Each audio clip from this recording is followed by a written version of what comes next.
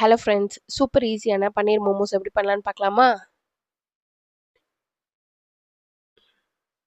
மைதா 1 cup, salt, அப்புறம் oil எல்லாத்தையும் நல்லா மிக்ஸ் பண்ண பிறகு தண்ணி ஊற்றி கொஞ்சம் கொஞ்சமாக பிசைஞ்சுக்கோங்க.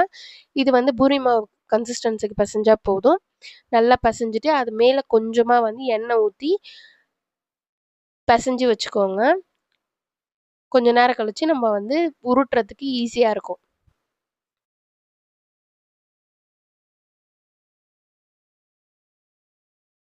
ஒரு சின்ன பவுலில் துருவின பன்னீர் எடுத்து வச்சுருக்கேன், ஜிஞ்சர் கார்லிக் பேஸ்ட் வச்சுருக்கேன், ஆனியன் வச்சுருக்கேன்.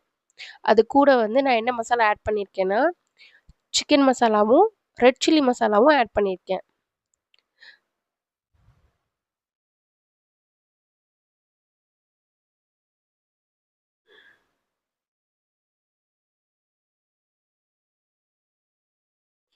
உப்பு போட்டு இது எல்லாத்தையும் நல்லா ஒரு சேர நல்லா மிக்ஸ் பண்ணிக்கோங்க. மிக்ஸ் பண்ண பிறகு ஒரு சூடான நான்ஸ்டிக் கடாயில் எண்ணெய் ஆட் பண்ணி இந்த ஸ்டஃபிங்கை போட்டு இதோட இந்த மசாலாவோட ரா ஸ்மெல் போகிற வரைக்கும் நல்லா சாட்டே பண்ணுங்கள். அப்போ தான் உங்களுக்கு சூப்பராக இருக்கும். ரா ஸ்மெல் எல்லாம் போயிடுச்சு. இப்போ மசாலா ஸ்டஃபிங் ரெடி ஆயிடுச்சு.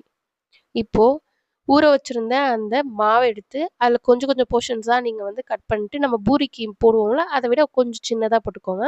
நல்லா தின்னாக ரோல் பண்ணிக்கோங்க. அப்போ தான் உங்களுக்கு ஸ்டஃபிங் வைக்கும் போது நல்லா சீக்கிரம் வெந்துடும். நல்லா தின்னாக பண்ணியாச்சு. அதுக்கு மேலே ஸ்டஃபிங்கை வச்சு உங்களுக்கு பிடிச்ச ஷேப்பில் நீங்கள் மோமோஸ் ஃபிட் பண்ணிக்கலாம். மோமோஸ் எல்லாத்தையும் நான் ரெடி பண்ணி வச்சுக்கிட்டேன். இப்போ இட்லி கடாயில் வாட்டர் ஊற்றி நல்லா ஸ்டீம் வச்சுட்டேன். ஒரு 10 மினிட்ஸ் நல்லா ஹை ஃப்ளேமில் நல்லா ஸ்டீம் ஆகிடுச்சு. அதுக்கப்புறம் இந்த மோமோஸ்லாம் வச்சுட்டு மீடியம் ஃப்ளேமில் இந்த மோமோஸை குக் பண்ணி ஸ்டீம் பண்ணி எடுத்திங்கன்னா உங்களோட மோமோஸ் ரெடி. சப்ஸ்கிரைப் பண்ணுங்கள். பாய்.